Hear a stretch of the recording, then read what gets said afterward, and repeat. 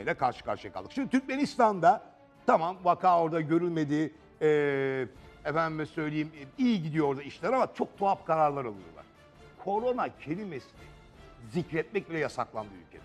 Ya bu kadar da olmaz ama öyle. Hadi gelin bu şaşırtıcı, absürt habere bir göz atalım.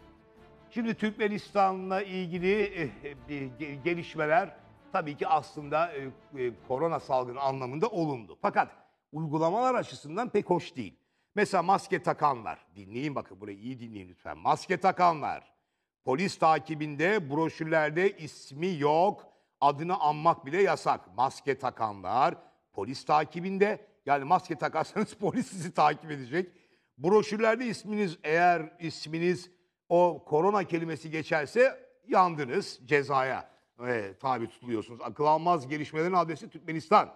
Cumhurbaşkanı efendim